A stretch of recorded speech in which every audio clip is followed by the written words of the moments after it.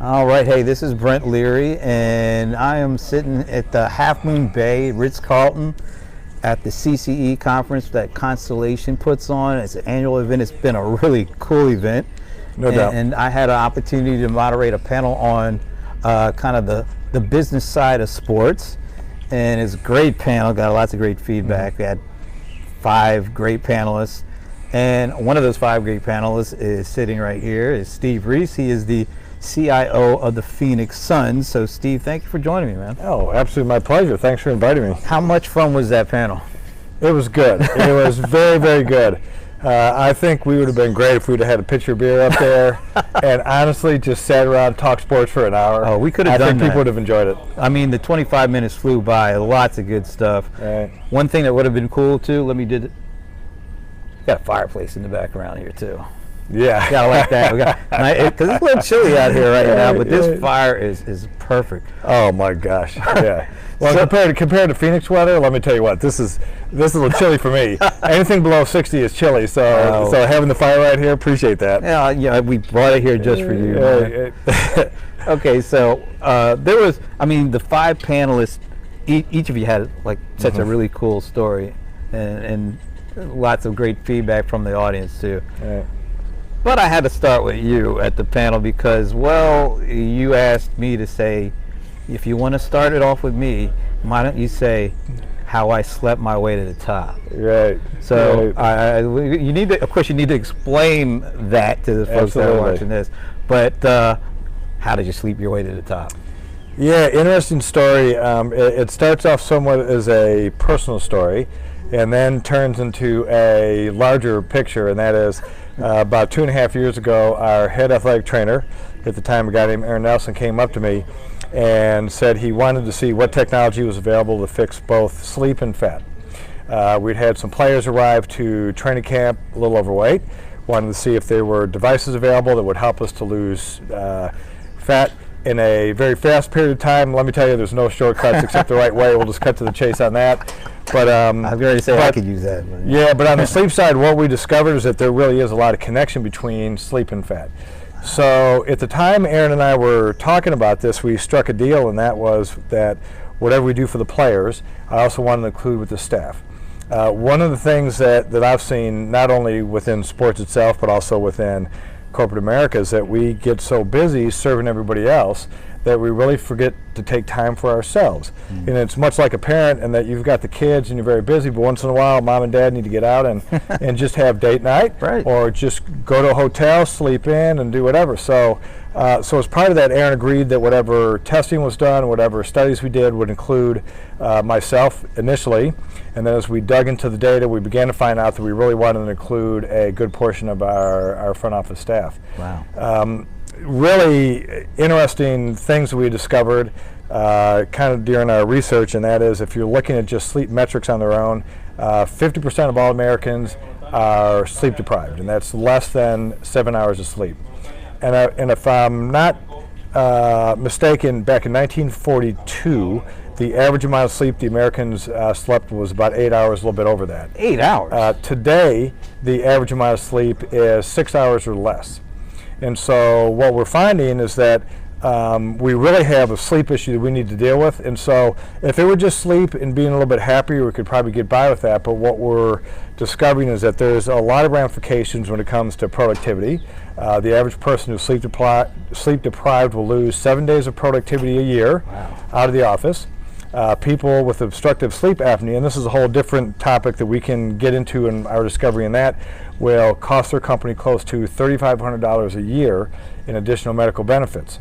And 30% of the U.S. population has moderate to severe sleep apnea. So with all those things, we began to kind of look down the road, and the number that struck me the hardest was the fact that when you are 6 hours or less, and that's really the number we focused on, because our initial sleep boot camp that we set up as part of the Phoenix Suns front office, what we do is we ask for volunteers. Anybody who wants to be part of sleep boot camp can come in.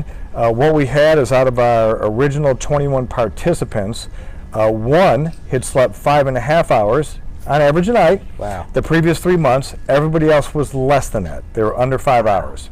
Do you think that's something, the national average is such, but do you think at a high pace, high pressure environment like a sports, franchise, do you think there's even less sleep going on in that kind of environment? Yeah, that's a really good question, and I've thought a lot about that. I'd love to think that is unique to our sport, but then the problem becomes is that as I get around and I talk to people, I have all sorts of folks coming up to me that are non-sports related things, neighbors, everybody else, who are telling me they're sleeping 4 hours a night. There's a lot of anxiety out there. There's a lot of pressure. People want to hold on to their jobs. We're in good economic times, so that seemed maybe it's helped a little bit. But I'm finding that, probably within our environment, it's a little bit more because we have about 150 event days a year. Okay. And so your event staff are the folks that have to tear down the court on a Friday night, set up for a Metallica concert Saturday morning. Right. So there's lots of that. So that does make that unique, and you may not find that, if you're working at oil and gas company is a good example. But still, people are not sleeping when they're, say if you work for an oil and gas company, they're still not sleeping when they're going home. They have poor sleep habits, and so the numbers seem to kind of bear out to be the same. Right. The thing that is just incredible is that when you are sleeping less than 6 hours a night, and that was the number we wanted to focus on, is what are the hazards of that? What we're finding is that your emotional center, your amygdala, is 60% more reactive.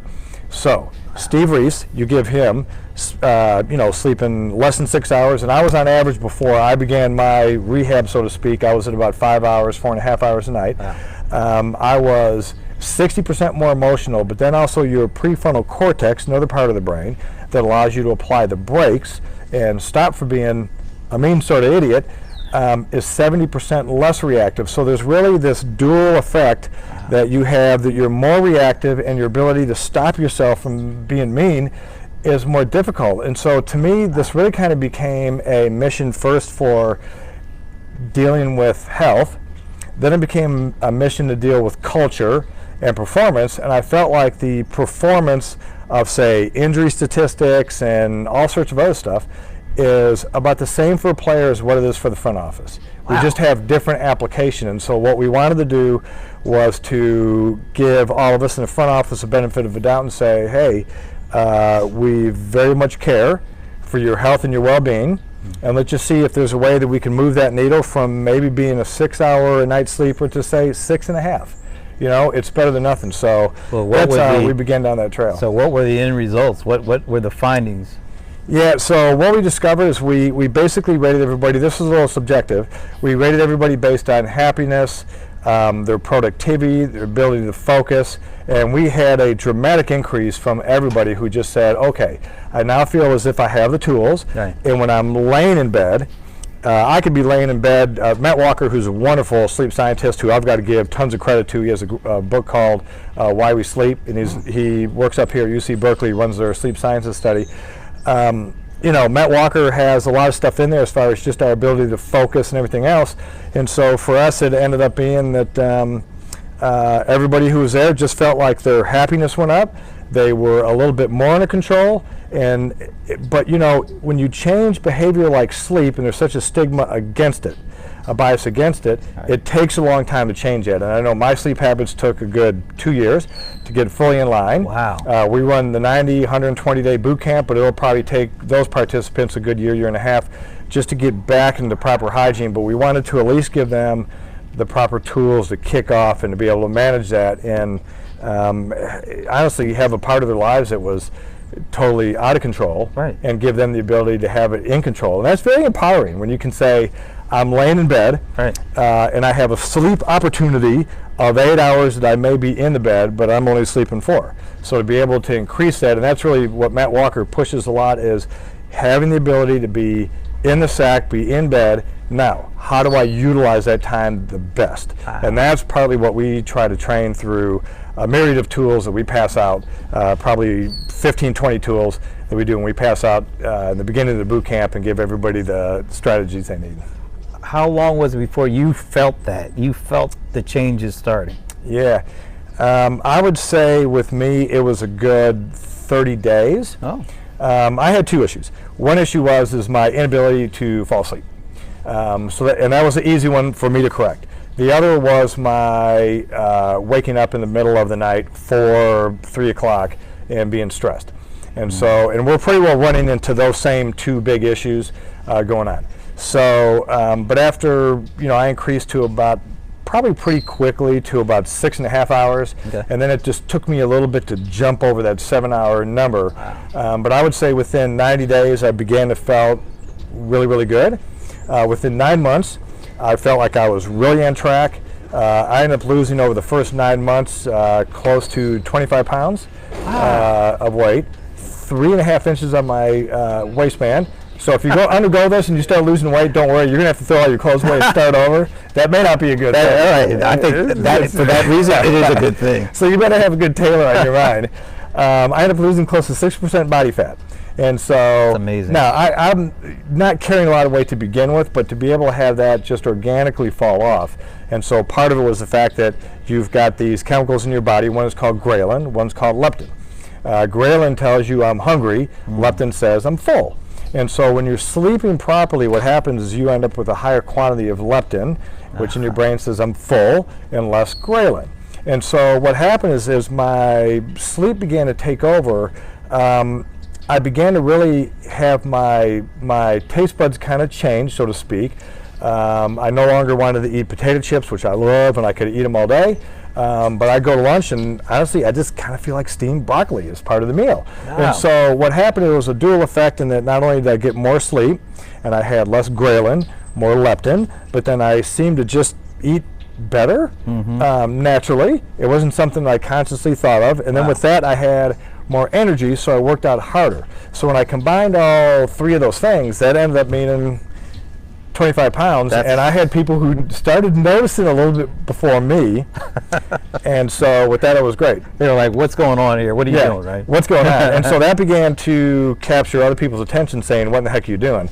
And Aaron Nelson and I, we had burned through close to 25, 30 products on things that we tried to figure out, can we sleep?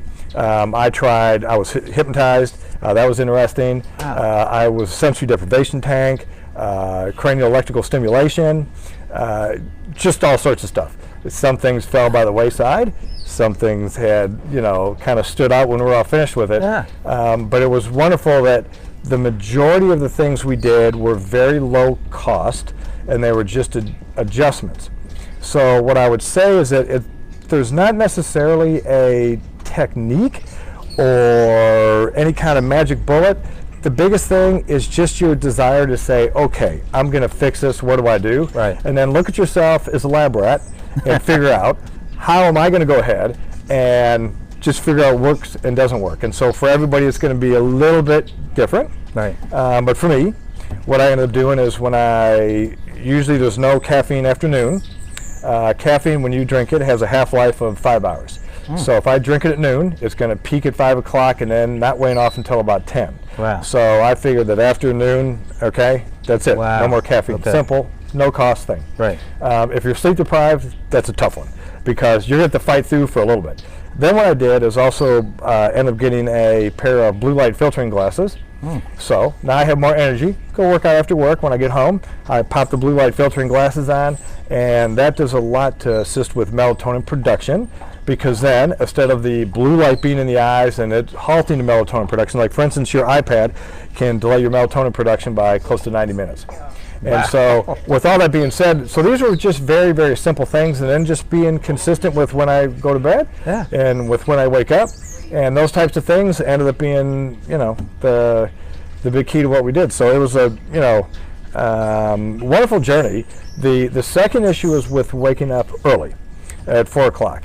So what I began to do to deal with that is that I started going to CES and going to all the mental health seminars, trying to look at what were the things that were done for PTSD, mental health. What are some things, if we're calming down somebody with PTSD, maybe it'd calm me down. Right. And so I ran into a company called NuCalm, N-U-C-A-L-M, and what NuCalm had was a cranial electrical stimulation device, or a CES device, that what they did is you put that on and you combine it with binaural beats and a little bit of cream on the neck that kind of reduces your adrenaline, amount of adrenaline you have. And I would then do that at 4 in the morning. I wake up, I'd put the NuCalm on, and then I would go back to bed, and then it would settle me down, and that allowed me to continue to not waste those 2 hours that I needed. So that's how and that was like a dramatic jump from, you know, the 5 hours, 5.5 hours, and then that pushed me over the top to 7.5 hours. So You said something during the panel that, you know, a lot of, when it comes to sports franchises, they spend a lot of resources trying to optimize, you know, the actual professional talent. right. But you thought it was just as important in this regard to help the actual folks, you know, on the business side of it. Right. Why was it so important to do that when it seems like the industry focuses purely on the talent when it comes to this stuff? Well, I would look at it in two ways. First off, I've looked at a number of teams that are very successful. And let's just take it when I was with the Tennessee Titans. Good example. We made it to Super Bowl 34 back in Atlanta, your hometown. Yeah, I remember that. There you go, right there. Super Bowl 34. That's right. How does this remember? Yeah, exactly. There's a story behind that. I'll tell you later. And what happened is, so during that year, I ended up implementing a video editing system that saved our team a whole bunch of time. And so what happened is, not only did it end up making our coaches happier, it also made our staff happier. So in talking to Greg Williams, who was our defensive coordinator at the time, one of the statements he made was, which really had just stuck with me through the years, is when I had the end of the year assessment on what did we do that was good, bad, and ugly, and he said, man, you just saved me so much time on the video editing system. I had more time to go home and sleep. That made me a better father, made me a better coach, helped me to relate to the players better. And so with that, I kind of felt like when you look at front offices that are very unified, sometimes if they're just a little bit better, it could be that 0.5%, that 1% better, where the players just feel that love, they get that service a little bit better, and that gives them just a little bit more motivation for being on the court. So I feel that as a group of folks that are supporting the players, if we're restored better, you hope to give that off to the players and the rest of the staff. But there's also some really hard cost to this. And so one of the things we do with our sleep boot camp is we do sleep apnea testing right from the beginning. Wow. And that's part of it. So 30% of the U.S. population has moderate to severe sleep apnea. And so what we do is that there's a app called Drowsel. It's from a company called Resonea. It's a startup in Scottsdale, Arizona. What we do is we sleep apnea test everybody over the course of 3 nights for the part of our test. And then what happens, this app listens to them, it gets passed off to a chief medical officer at Drowsel, and then they will come back and say, hey, we've got an issue with what's going on, you've got some sleep apnea. Wow. So if somebody has sleep apnea, that's really the place to begin, because you can do all the sleep stuff you want, but if they have sleep apnea, that's a showstopper right there. Okay. So that's where we stop. So sleep apnea, when you look at it, will cost the average employer, for a person who has it, $3,500 a year. So if 30% of the population has it, kind of just run the numbers, but that ends up being, if you take sleep apnea for all of the NBA front offices, that's about a $14 million problem. Ooh. So my question would be, is from an employer standpoint, take an Exxon or a Shell or whoever, some huge company, and you take that number and say, if we simply treated sleep apnea, would we be better served by then reducing our cost of medical care, because we've now addressed that? And it seems counterintuitive, but it really does work that way. And so my hope really is that not only in sports entertainment, but just in general, that people really look at the cost of, if you're grinding your employees into the ground, you think you're becoming more productive, but in some respects, maybe you're not, because they're less cooperative. Their time to exhaustion documented is 30%. So you end up reaching fatigue 30% sooner. So if you're in a course of an 8-hour day, 10-hour day, you're probably gassing out by 2. You're probably gassed out when you come in the morning. So these are all things that not only apply to players on the court, but also to us in the front office. And those, every little bit adds toward player performance. Right. So our performance really translates, my own personal opinion, into player performance as well. So. And it's a really great story. I don't think a lot of people think about just how much a good night's sleep can be. Yeah. You know, from mental sharpness to physical health. And you said something before, you feel like you were a happier person. And that translates to the people that you work, live with. Yeah, it's so funny. You know, my wife had, after I'd been through this, had just made the comment that you're just so much happier. Wow. And that was a great compliment. What I had to wonder is, what kind of person was I before that, right? And when you're sleep deprived, Right. sometimes you don't quite see that because you're dealing with things from an internal standpoint. Right. But, you know, hey, I got here as fast as I could type thing. Yeah. And I do realize that when I'm not sleeping well, I'm not as nice of a person, or I'm not as locked in. And let's say a great example would be this. So I'm not sure how many interruptions you get during the course of a day. I've documented with me this personally, and it's at least once every 8 minutes. And, okay. Is that via email or text it could or be, phone? It could be email, I need you now, right? And my reaction is I see an email come through, I just stop, ooh, check, okay, not important, go back to my work, right? Interruption. Phone call, somebody coming up to the door. The reaction I'm most concerned about is the person that comes up to the door and says, hey Steve, can I talk to you about something? Because when you're locked in and I'm well slept, I'm able to turn and say, hey, what's up? Right. And deal with it nice. When I'm not well slept, I turn to the door and I've got this rage in my eyes like, yeah, help me out, what, kind of thing. Right. And so to me, you know, the ability to simply deal with that effectively and then turn from this interruption, which honestly is probably a very worthwhile thing, people asking for advice or a decision. Right. But then my ability to turn back in and lock into work and what I'm trying to do, that's where I've seen the huge improvement. Wow. So that to me is, if you're looking at locking in, that's been it. And the other thing I studied on myself was, how many times do I yawn before noon? So I yawned all the time. But I've kind of went to the point now to where there's a natural physiological ebb and flow after you eat and after your meal and all that. So I'll yawn a little bit in the afternoon, but honestly, I rarely yawn in the morning anymore, but a lot of it, I believe, is just that. So I think they all kind of tie in together. One last question. When do you start to feel like you're slipping back? If there's a certain amount of days that, like in a row, you get only 4 or 5 hours sleep, do you start to feel yourself going backwards into what you were before all this? Yeah, totally. I'm telling you, that was such an awful feeling when I slide back into that. The difference seems very much more exaggerated than what it used to be, because I was so used to it before. I noticed that so much more. So last night's a great example. Here we are, we're out of town, we're in a beautiful area. Right. But I'm sitting there at 7 o'clock and I'm like, okay, stop drinking, because that's going to impact my sleep. I need to get back to the room by 9. And so to me, it's almost like the scared straight version of sleep deprivation, that when you go through that and you understand what it feels like to not be there, it pretty well motivates you to say, where there's a will, there's a way. So a lot of my work now has been geared on, once again, that sleep opportunity. Right. How do I use that the best I can? So alcohol consumption, after about 7 o'clock, I attempt to cut that off because that impacts. There's all sorts of little things like that, and but I just feel as if now I restore and sleep wiser, even though the same elapsed time is going by.